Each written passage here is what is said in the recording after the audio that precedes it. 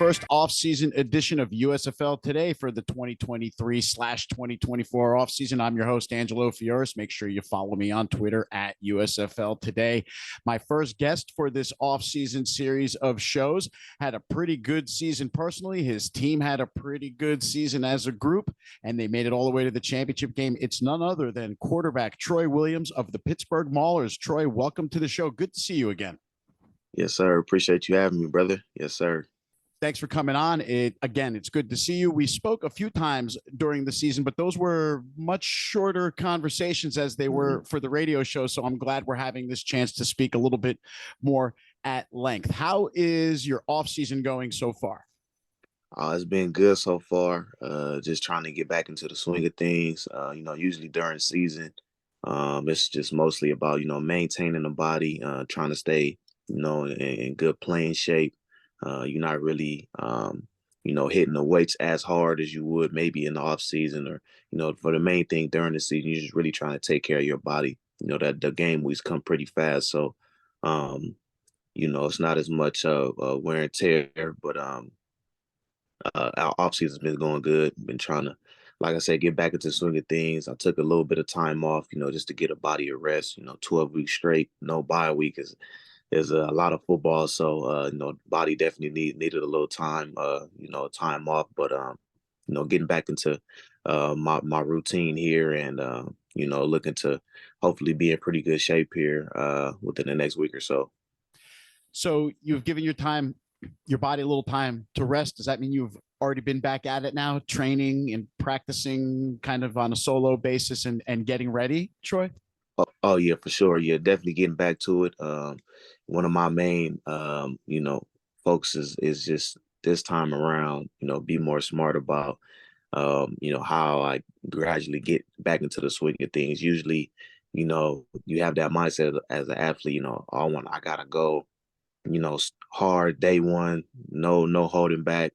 But I want to be able to, continue to feel good the next day as well. So, I'm just trying to gradually get into it, get my body back going again, getting used to, going for long periods of time. And, it's been good so far. I'll probably amp it up even more the week after this one and just keep, building off of that. Will you work with a personal coach of any kind, whether it's for your conditioning or specifically for quarterback skills during the offseason? Yep. So I work with a couple QB guys. One of them is Chris Brown, a guy here out in the LA area. Another guy is Anton Clarkson. I work with him as well. The other two guys that I trust and have a good relationship with as far as quarterbacking goes.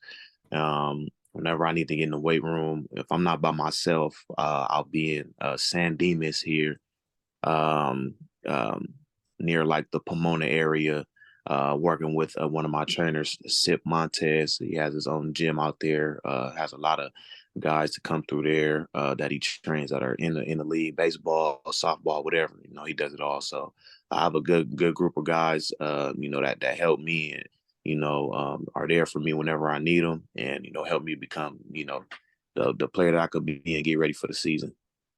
You're obviously a very fit guy. You're a professional athlete, but I'm curious about the kind of weight training a quarterback might do, say, opposed to what a lineman might do, or say a linebacker or something like that, because for a QB, extra bulk diminishes your ability to be agile. So tell me about the kind of approach that goes into a weight training regimen for a QB. So for me personally, I don't really do too much weights. Maybe some dumbbells here and there, like some shoulder work. But for me, I just try to focus on band work, push-ups, pull-ups, calisthenics, things like that, that I think are better for me. Like you said, we want to be as flexible as possible, especially in the shoulder area, the upper body area. And as far as the lower body goes, I will get on the squat bar. Nothing crazy though. It's just kind of more explosive more than anything to get my legs going. But yeah, for the most part, it's just like like I said, a lot of band work. I'm big on push-ups and things like that. So, no, I don't see anything wrong with getting under the bench press, but Sure. for me at this point, I'm just, I'm good. I'm not really too much worried about it. I'll take the long route with the push-ups and, try to stay, as limber as I can. So you're more of a body weight exercises kind of guy. Yeah, most definitely. Yeah, body weights, a lot of hill work, sand work, things like that. That's just what I grew up doing. Since a kid. So I'm just trying to, stick to my roots and, and try to use what got me here. Let's talk a little bit now about your QB training for this offseason. You have a season's worth of work now behind you to kind of evaluate. You know what your strengths were, you know your areas that you need improvement. I'm sure the team kind of gave you a sense of what they'd like to see you work on during the offseason too before you guys broke for the end of the year. So give me an idea, Troy, of what areas you were really happy with in your game during your opportunities to play all the way through the championship game. And then what areas do you personally feel like you can improve for next year? I feel like I did a good job, hanging in there in the pocket when I needed to and escaping as well. Um, I never really had a concern with escaping or, just running in general, but, it had been a while. So it was good to, let myself know, that, I would have no problem be able to get out of trouble. I do a lot of sprint work and, like I said, sand and hill work. So that helped me in the long run in order to have that longevity, when bullets are actually flying. So I feel like I did a good job with that. Things that I do need to work on is, probably standing there and just, trying not to overreact. Sometimes, as a quarterback, you may overreact to, a D lineman moving a certain way when in reality, all you have to do, well, when you watch it on film, you can just see, like, if I just took one step this way, it still would have made it tough for him to get me. I didn't have to, totally evade the pocket. So that's one of my main things that I'm going to work on this offseason is just making those subtle movements within the pocket, knowing the difference between a subtle movement and knowing when, you're actually in danger and have to escape the pocket. Those are two big differences. I feel like I'll be able to help myself and the offense. If I see a route later on down the field or that's developing you know slower than I expected, I'll still be able to have my feet under me and make the throw on time.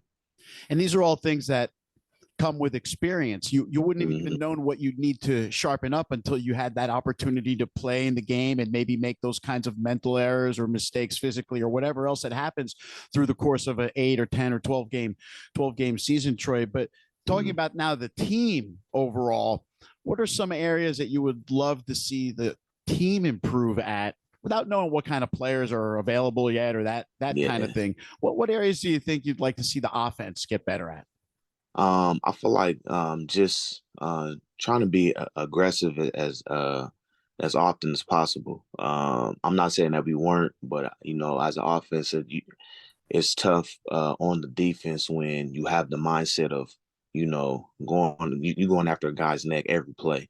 Of course, you still want to have the mindset of being smart when you need to, or have control of the clock, things like that. But when you look at great offenses, I look at like Kansas City, I look at Philly, I look at the Chargers, guys like that, or teams like that, schemes like that. They do take a bunch of shots, whether it's down the field, whether they have. And it also helps that they have playmakers on their side of the ball as well, which I think we have also. So, but they're very aggressive and they believe a lot in their quarterbacks. And I feel like the quarterbacks on those teams have a great relationship with their offensive coordinators, and they have a lot of freedom within with what they want to call, what they want to see. Um, so that definitely plays a role in how successful those teams have been on the offensive side of the ball. Um, so yeah, for us, I just feel like just going out with the mindset of going full throttle from from the when the clock starts to all the way till it ends, and try to not instill fear. I don't want to say instill fear, but definitely have that type of respect out there in the field. Like, okay, we're going to have to put some points up on the board in order to beat this team. You make a good point, Troy. I felt like during the championship game, as a matter of fact, that you guys didn't take enough shots down the field, whether that was part Mm-hmm. of the design or maybe it was a reaction to what Birmingham was doing defensively. But I can only think of about one play, I think, where you went kind of deep and it was to the end zone. And boy, I Mm-hmm. think it was Trey Walker almost made a diving great grab, didn't quite Mm-hmm. pull it in. And that was the only play where you guys took the shot. And I felt like after taking that shot, which showed Birmingham you guys weren't afraid to do so. I was Mm-hmm. expecting some more. So what happened there where you guys didn't take shots? Was it sort of just the flow of the game dictating that, or did it just not get called again?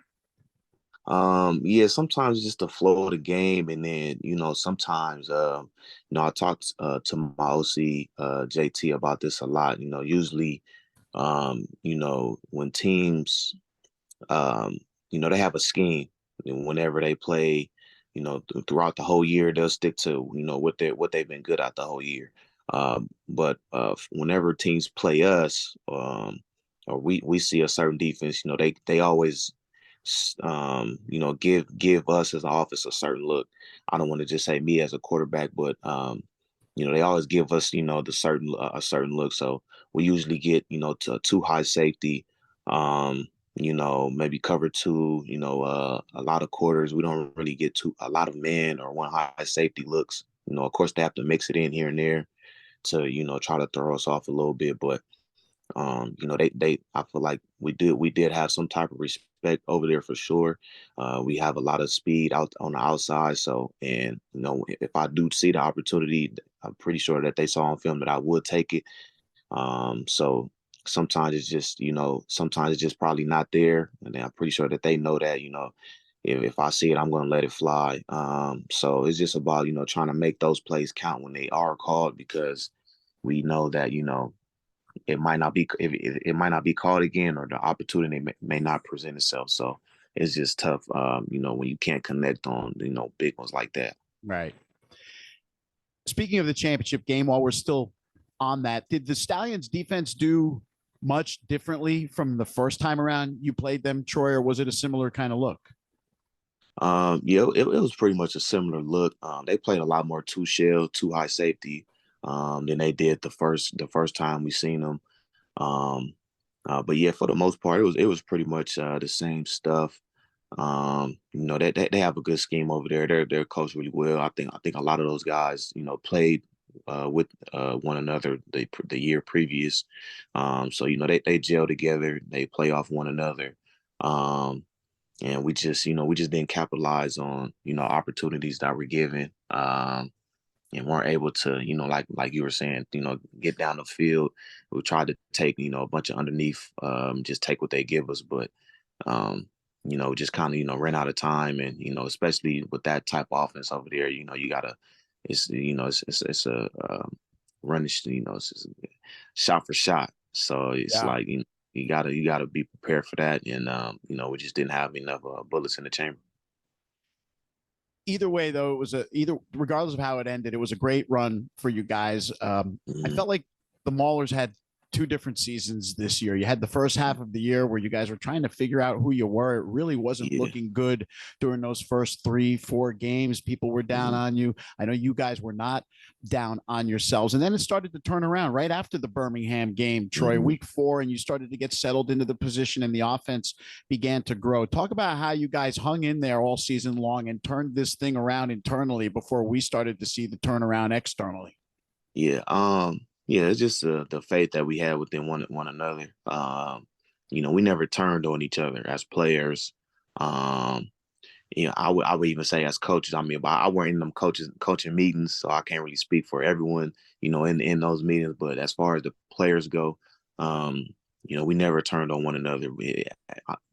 I think it actually made us closer. When you go through things, it's kind of like being in a family. It's the exact same thing. When you go through things with your brother or your sister or your cousin, whatever the case may be, those type of things bring you guys closer, and that's what makes a family, because you guys go through stuff, and you stuck together, you stuck it out, and you saw it all the way to the end. So I feel like that was big for us. we didn't let any of that get to our head. We didn't let the media get to our head because we knew the type of team, the type of players that we have on our team. And it was just a matter of, putting it all together.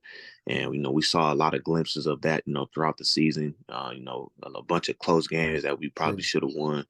And so, we just stayed true to that. And we knew that, when it matters the most and we're all on the same page, we'll be able to get it done. So that was the main thing for us, just focusing on, having control of our own destiny.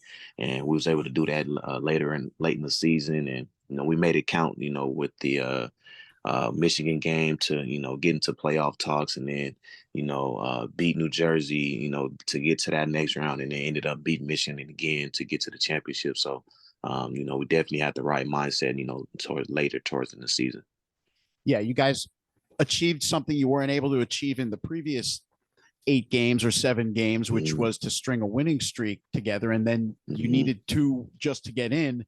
And you did that plus a third. So it looked like everything was falling together for you guys, and the defense doing their thing all year long, and then the offense rounding into shape. I was really impressed with the performance during the playoff game, Troy, where the Maulers scored 31 points, I believe, and all of it came from the offense. There wasn't that usual defensive score or the kick return score or the punt return. It was all on your shoulders that afternoon, or evening rather, and you guys pulled it off and did the job. And I was really looking forward to that continuing into the championship game. But hey, Birmingham was just hard to top that day. They were not going to be denied. Last thing I want to talk about before I let you go, Troy, talk about your own personal ride during the season. You weren't the starter coming out of camp. That was James Morgan's job. Things didn't quite go the way the coaches had hoped it would, and they made the change, and they turned to you. Talk about what it was like to kind of step into the job, not being the guy at the beginning, and then winning that confidence and going all the way to the end.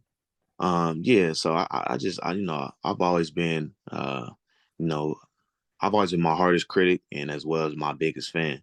So, I know the things I can do, that I'm capable of doing, and I've always prepared myself as if, I'm going to be the starter, regardless of the team I'm on, the position I'm in.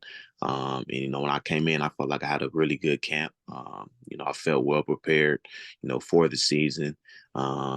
We were switching off earlier in the year. I think that was coach's plan to, try and get us both, some film, and, switch off every quarter or every series, whatever the case was. And then it ended up just, turning to me trying to find a new rhythm within the offense. And I was able to, go out there and actually, catch a rhythm throughout a full game. I felt like that was big for me in order to, try and be successful. It's hard to, catch a rhythm when you're in and out of the game, and, trying to stay warm. Your mental starts getting to you a little bit here and there. But at the same time, you want to do what's best for the team. So, like I said, it was big for me to get that full game moment in, and be able to, get back into the feel of things after being out for so long. And, the team rallied around me really well. The guys, instill confidence in me, even if I made mistakes, or they'll tell me, don't be afraid to make a mistake. We got your back. Like, the defense did a great job of that. As far as the offense as well, just letting me know, like, just be you.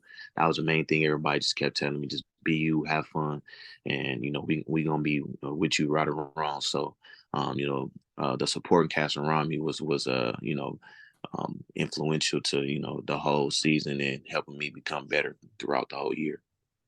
Troy, I congratulate you on your success and your growth this year. And I'm really looking forward to seeing what an off season's worth of work and a season's worth of understanding of the playbook results in for you and the Maulers for next year. Let's stay in touch during the off season. Okay. Yes, sir. Appreciate it, bro. Much love. Man. Thanks for joining us. Ladies and gentlemen, Troy Williams, quarterback of the Pittsburgh Maulers, on the first off-season show of USFL Today. Make sure you join us again next week. We will have another great USFL player to have a conversation just like this. Try to stay away from X's and O's during the off-season, and just talk to the guys as men, right? But make sure you also subscribe to our channel on YouTube at USFL Today. Set your notifications so you don't miss any of these shows when we do post them. But that's it for this week. Thanks for watching. We'll see you again.